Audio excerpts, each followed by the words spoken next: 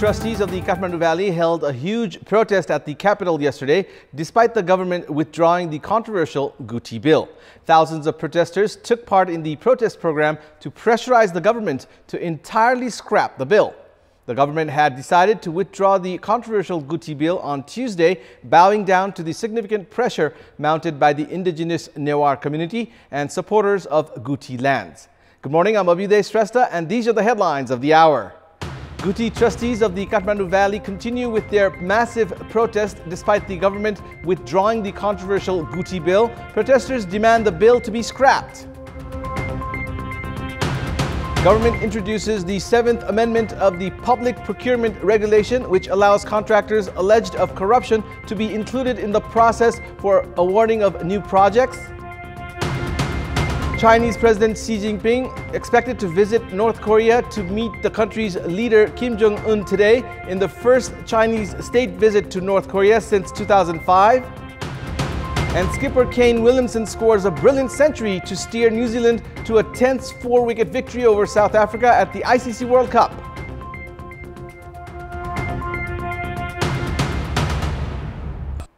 Despite the government withdrawing the Guti bill, Guti trustees of the Kathmandu Valley continued with their protest programs by staging a massive protest yesterday, demanding the government to scrap the controversial Guti bill.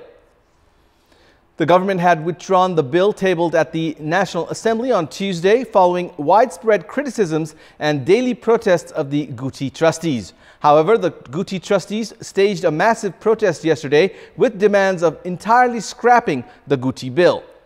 The protest included traditional musical performance, lakhe dance, and other cultural aspects.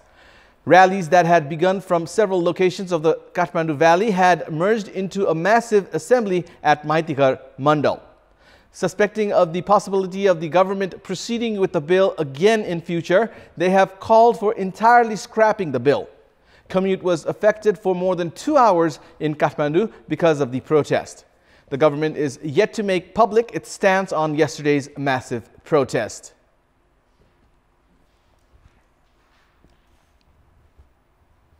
Officials alleged of corruption face suspension until the final verdict is issued on their cases. However, doors have opened for the contractors alleged of involvement in corruption to receive new contracts by influencing government officials. This is because the regulation for assignment of new contracts for such contractors has been changed overnight, giving them opportunities of being awarded with new projects. The government had recently amended the public procurement regulation after the irregularities of contractor companies crossed limits in regards to influencing government officials to receive projects and advance amount while causing unnecessary delays in the implementation aspect. The very same 6th Amendment of the Public Procurement Regulation had prohibited contractors facing corruption allegations from being involved in procedures for awarding new projects. However, with the ink still wet on the 6th Amendment, a 7th Amendment has silently been introduced, which allows contractors alleged of corruption to be included in the process of being awarded new projects. Based on the new arrangement, any application from a contractor facing a corruption case requires to be informed by the assessment committee to the government, while the government's evaluation must be implemented by the assessment committee. This very arrangement can become an opportunity for more irregularities. Had the 6th Amendment been implemented, those facing corruption cases could not have participated in the process of granting new contracts until a final verdict was issued on their cases. However, the construction sector is likely to be more indisciplined as the new regulation lacks clarity on awarding such contractors with new projects. It's not just the experts of infrastructures, even the high-ranking officials of the ministries related to development are not content with this new provision. Welcome back. The government's plans of providing loan to the educated unemployed by holding their certificates as collaterals and to those returning from abroad to invest in their entrepreneurial projects have already proven to be failures. These soft loan schemes fail to be effectively implemented because of the fake projects of the applicants and lack of support from banking and financial institutions. Many youths were enthusiastic with what they thought would have ensured easy access to loans for entrepreneurship following the endorsement of the working procedure for soft loans.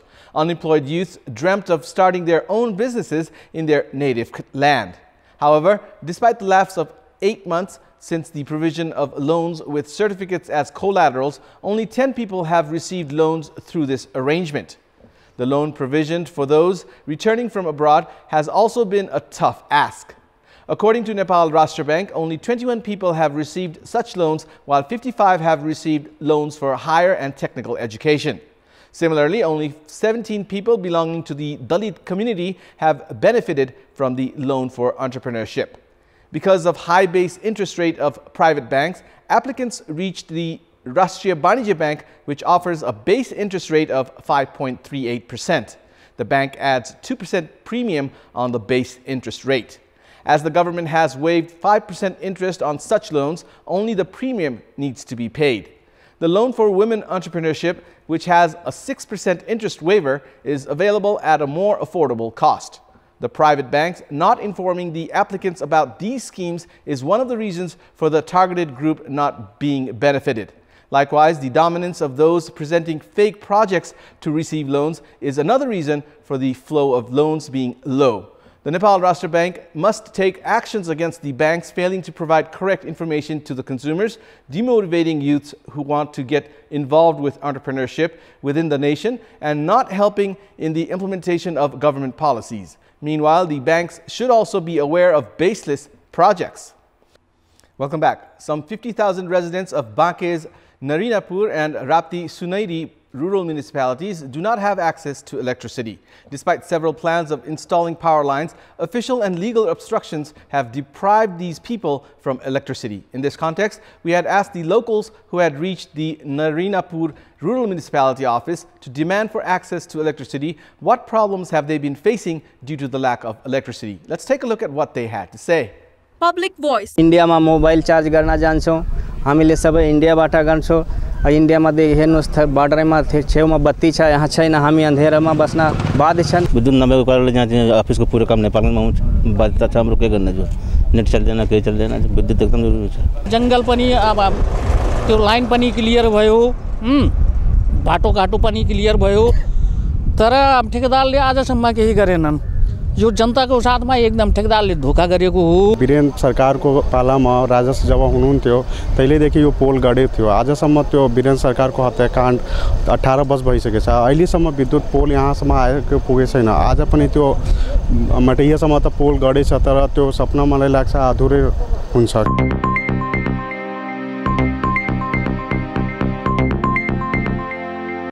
It's now time for our segment Public Pulse, where you text us with your opinion. Public Pulse. And here's the question. Why has the youth-targeted soft loan program not been effective? Your options are A, program without necessary preparations, B, no cooperation from banks, and C, proposal not being investment worthy. The voting is on. Type NEWS, select your option A, B, or C, and send it to 34001 to share your opinion with us. And it's time now for the sports news. Sports news. Duvan Zapata's late header saw Colombia edge Qatar 1-0 to book a spot in the quarterfinals of Copa America. In the match played in Rio de Janeiro, Brazil earlier this morning, Zapata's 86th minute goal was enough for Carlos Queiroz' men in the Group B encounter after they had struggled to consistently threaten a well-organized Qatar side. Radamel Falcao started on the bench and James Rodriguez's impact was limited at least until the latter set up the winner with a sublime pass. Zapata met James' wonderful pass and headed into the far corner to move Colombia onto 6 points, while Qatar were left on 1 point. And it's time now for our special segment, Glorious History.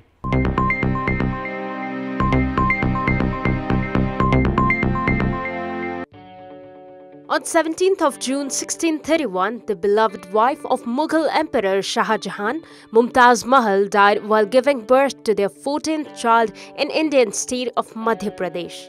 Thereafter, Shah Jahan spent more than 20 years building the Taj Mahal in memory of his beloved wife. The magnificent white marble structure was built as the final resting place for Shah Jahan's wife Mumtaz, whose original name was Arjuman Banu.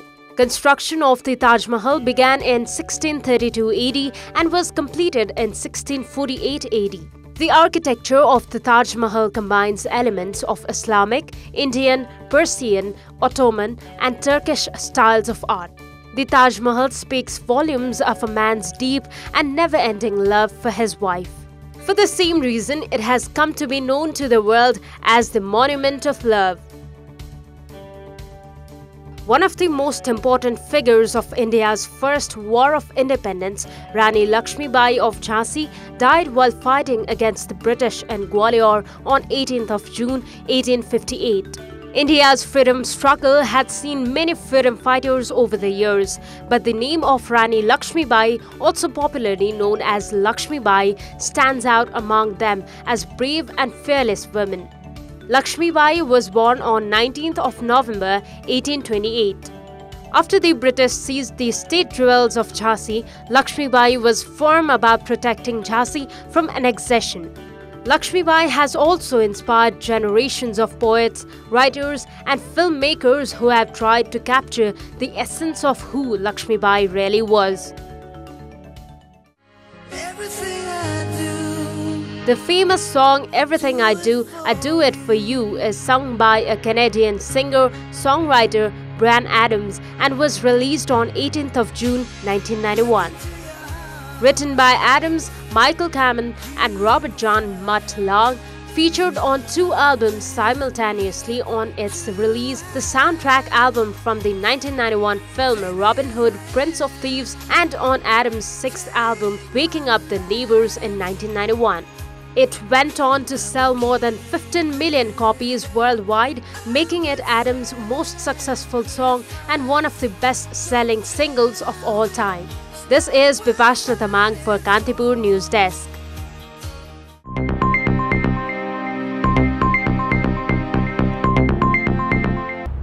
And that's all for the moment. Keep watching Kantipur Television HD for more news and entertainment.